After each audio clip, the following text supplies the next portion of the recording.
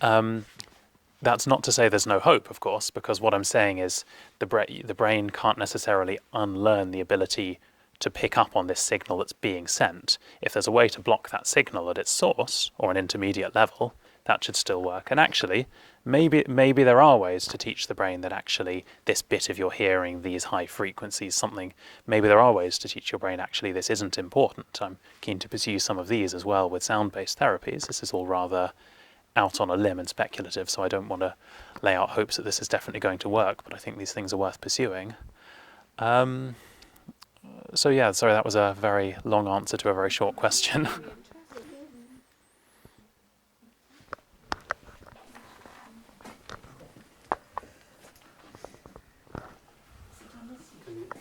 Sorry. Terrible. She'd have a great time hitting me, wouldn't you? I'm going to have a bar half fitted. I need that because I've got discharge in this ear. How does that set around, how does that settle with the tinnitus?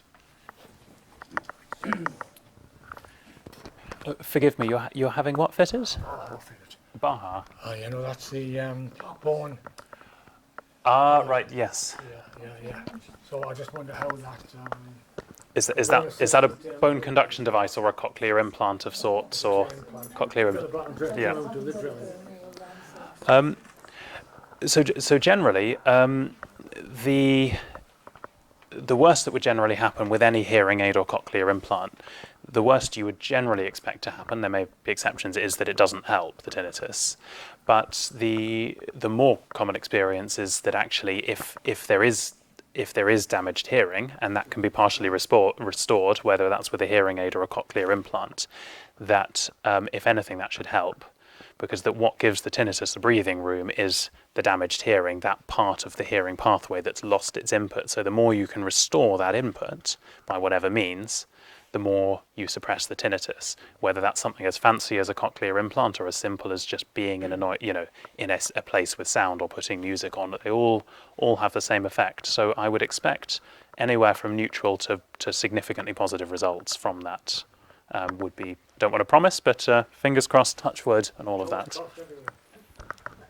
I seem to be talking quite a lot, but I've got a lot of questions.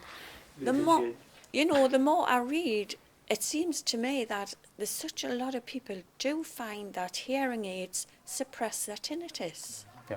Is that factual? Yeah.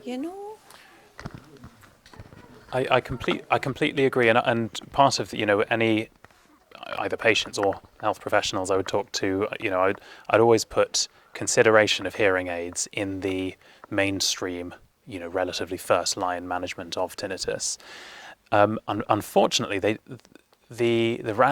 analysis of randomized controlled trials out there doesn't find overwhelmingly in favor of it, but that's not necessarily that they don't work, but just the right studies of the right scale to the right quality haven't been done. Because if you ask most audiologists and people looking after tinnitus, there's pretty universal agreement that hearing aids are effective, at least when there is a demonstrable deficit in hearing.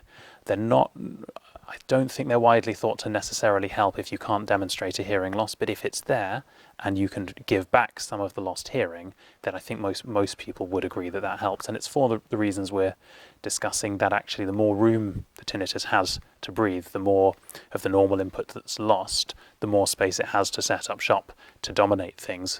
Whereas the more the normal pattern of stimulation comes in through the ear, the less it just actually has the chance to get in there. I went to the Tinnitus conference last year, and there was a researcher, Peter Byram from Sheffield. He did some research providing hearing aids for people with what seemed to be a normal audiogram, and people with loss of high frequencies. And his results were, according to him, phenomenal. Right, and I've got an appointment to go and see him. Hey, good. He says he feels it's wrong not to provide hearing aids, even if, to all intents and purposes, the person has normal hearing. Yeah. Well, that will be if this pans out, which it sounds like it might. Then I hadn't been aware of the research he's doing. Then that could be a quite a game changer, because then that's something open to everybody, and it does. There's a solid rationale. rationale for exploring that, because as we've said, the evidence we have is that everybody with tinnitus does have some hearing loss, and maybe that, you know, maybe a hearing loss. So I'm slightly backtracking on what I've just said there, pertaining to what is current sort of accepted doctrine and mainstream practice now, to why you agreeing that I think there is a very good case for looking at this, and I'll look up his results. Peter Byram, yeah, I'll have a look at his results and see how this pans out. But that is very exciting as well, and wish you all the luck with that.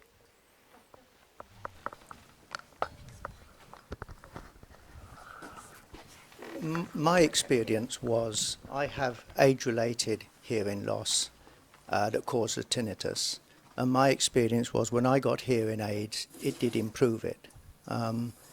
Also, coming to the group and other things tended to reduce the tinnitus because of the reduction in stress. Once I got over the anxiety of it, it began to reduce the tinnitus. As I say, now I've habituated it, so it doesn't worry me. But getting back to the point you made just a few moments ago, why does it go so far and doesn't disappear? You know, you were saying that once the brain's learnt something, it can't unlearn it. But why is it bothering with it now?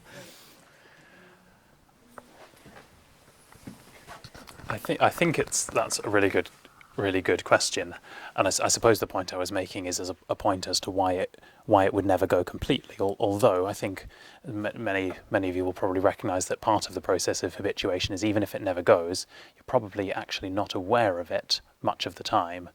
So it can go in that sense, in that you can lose it from your awareness altogether. But it's always there when you think, is it there? Oh yes, it's there. But yeah, so why? But if it can't go once it's established, why should there be this normal pattern of at least partial habituation to it? And I think we must be looking at, there are a great number of very wide, large-scale systems in the brain that are involved in the processing of tinnitus, as in the process of any sensation or any thought or object.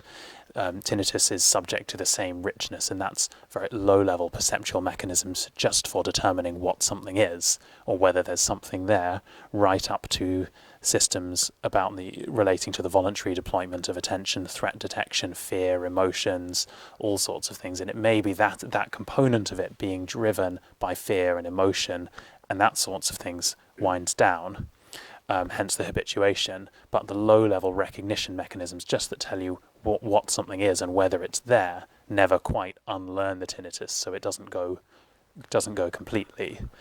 But this is another important reminder, and something so important to emphasise to people starting out with tinnitus, that there is that the least that should be hopefully achievable, and can be aimed for in everybody is habituation. And actually, if that can be achieved, that is really not to be underestimated as a success in its own right, and that is something, thankfully, that happens by itself and should be realistic to aim for in everybody. I was interested in what Meg was saying, because I have slight hearing loss in the upper levels, and I was convinced, and I still am, that people who come here regularly will know that my tinnitus started after going to a rock concert. Mm-hmm. And we've all been there and had, a few days later, we've had the ringing, and except mine never went away. But when I saw Val Tate at Freeman, and she did the audiogram, she said, your graph doesn't represent sudden onset tinnitus at all. It didn't fit the pattern. And yet I was never conscious of any hearing loss before that concert. Obviously, presumably I have had mild hearing loss, but I'm still convinced that it was occasioned by exposure to the noise. Yeah. But I can't get a hearing aid, which I'd like to try, because I haven't got severe enough hearing loss. Yeah, I know a chap called Peter Byram who might be able to. Well, it sounds like you'd fall into the category of people who, it might be, if you're interested in, in such, getting involved in such an initiative to look at this, that might be worth thinking about if you'd want to try it. Then I'm sure Meg can give you more information about that. and as I say, I'm going to look more into this. But the other thing is, you mentioned that Val Tate had thought that your hearing loss had probably been there for some time, and yet the tinnitus seemingly was acutely triggered by the noise. And of course, you can have a fair degree of hearing loss and never notice it. A great deal of mild hearing loss is completely asymptomatic. And yeah, fitting into sort of my theories of tinnitus, that that transient set of circumstances that just brings the tinnitus into existence over the radar is something important, worth picking up on. It may just be that little extra shock, just that temporary reduction in your hearing sensitivity caused by the loud rock concert, just because it's sudden, because it causes transient tinnitus. Maybe that's just enough to get it over that threshold. And if 90% of the conditions for tinnitus to live and breathe were there, it just takes that little temporary thing to push it over the edge. And even if that's undone, maybe that's just enough, and the tinnitus is there to stay afterwards.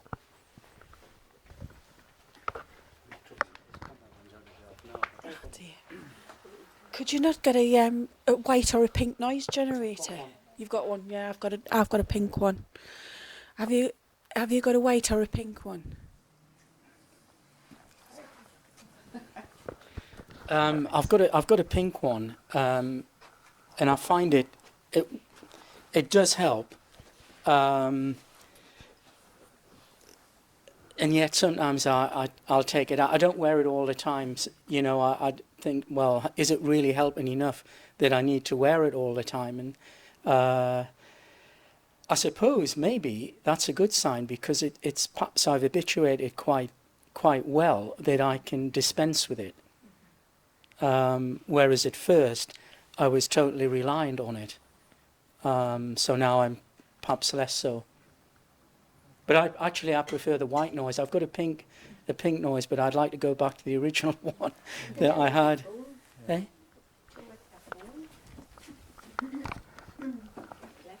I was at the Freeman Clinic just a couple of weeks ago, and she gave me a masker, and you can switch it from white to pink with your phone. Oh. I need to go. Yeah.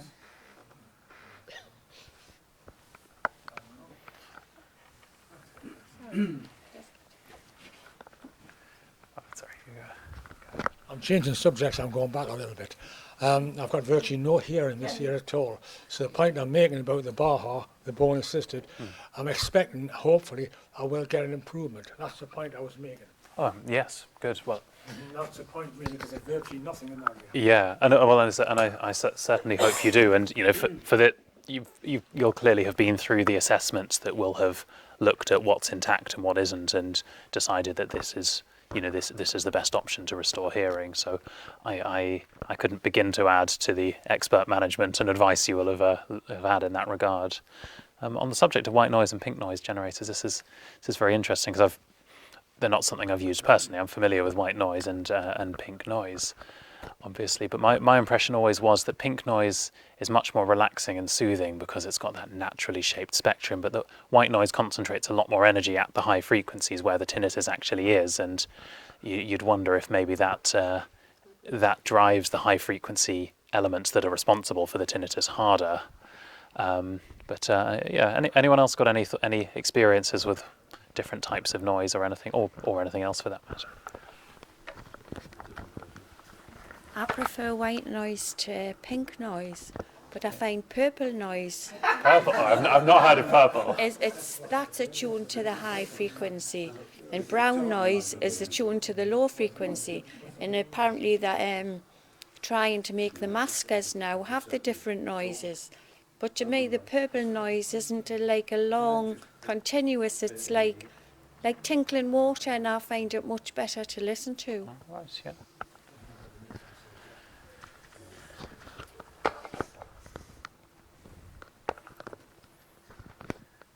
I don't know if you can answer this question. How do they decide what's white and what's pink and what's purple? And do they have blue and green and yellow?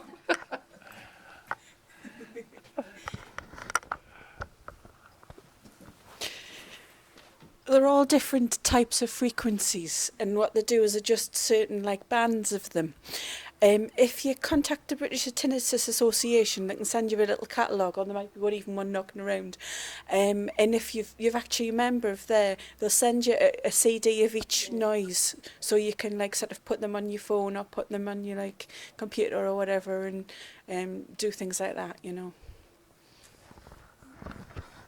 Doctor, can you explain your current line of research, or have you already sort of covered that with your animal explanations?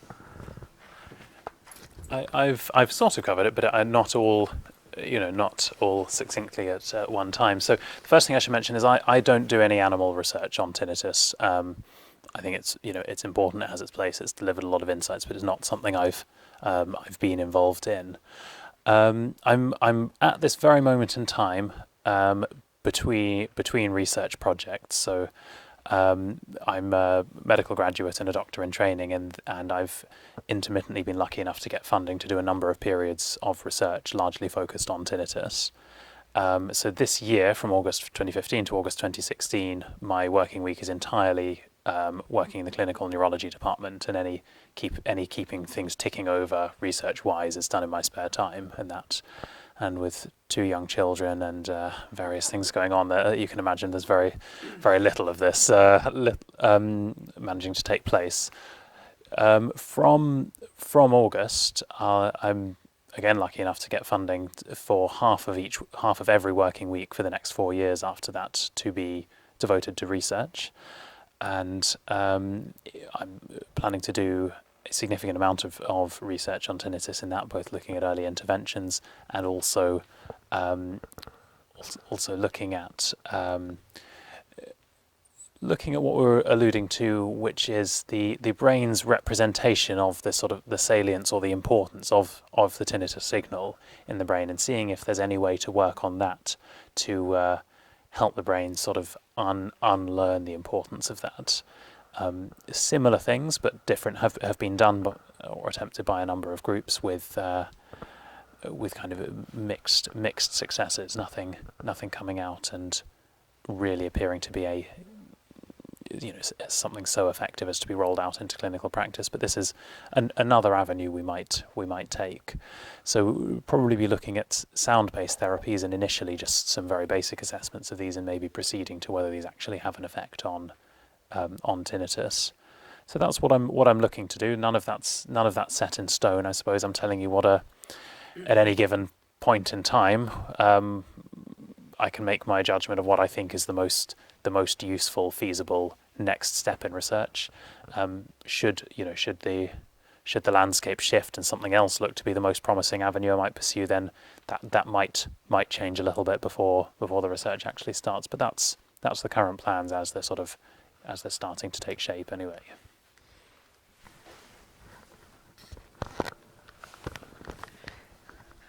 Did you say you have got funding, or you're hoping to get funding? I mean, my husband has Parkinson's, so you read a lot about Parkinson's research. Well, I think the same with Action on Hearing Loss. They fund projects that they think will have benefit. So how can you choose what you're going to do? I mean, don't you have to say to the funders, I'm going to do this?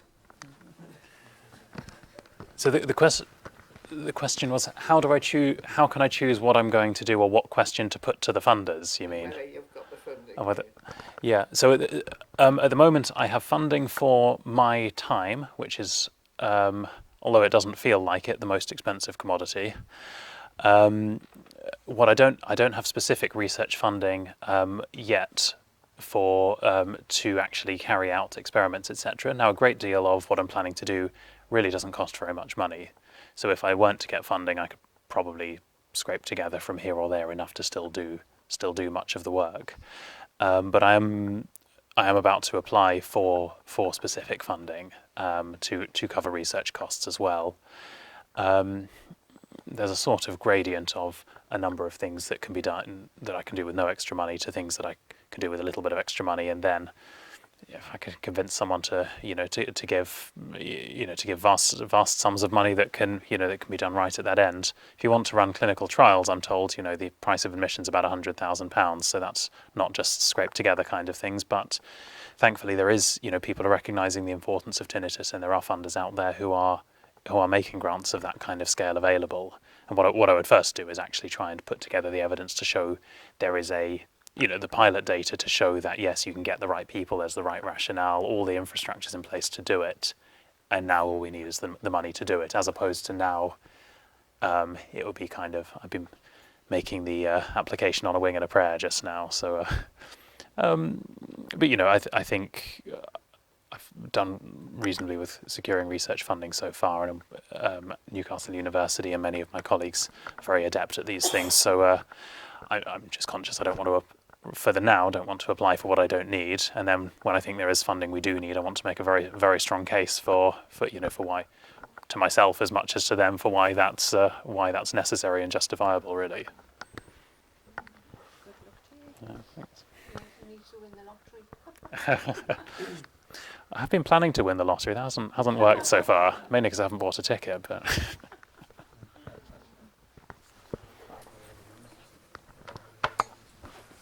My tinnitus seems to be on a cycle, and I know somebody else in the group said theirs was. It's like a 3-day cycle. 2 days are tolerable, and then the 3rd day it just takes off. I'm wondering, is there any explanation for that? And it changes during sleep. However I wake up, it's going to be like that for the day. It never changes until I've had a sleep. And it's gone on for a long, long time. It's not just chance. Yeah. It's definitely on some sort of cycle. I think this is an easy question for me to answer, because the short answer is yes, there is an explanation, because there must be, and no, I don't have it. I'm not. Yeah, a 3-day cycle is particularly perplexing. Women of a certain age, monthly cycles, possibly daily cycles in anybody, annual cycles, all of that sort of thing. But 3-day cycles, it would sound like it's not necessarily responding to one of the major sort of internal clock rhythms, but I suppose sometimes these things can find their own rhythms. If you've ever read anything by Douglas Hofstadter, he writes about the concept of the strange loop, and that actually everything in nature and science and the brain and everything all forms its own cycles. And it could be that this is part of the rhythm of your tinnitus as a unique individual, taking into account all the network properties in your brain and any processes involved in driving this cycle, which is basically my long-winded way of still saying I don't know.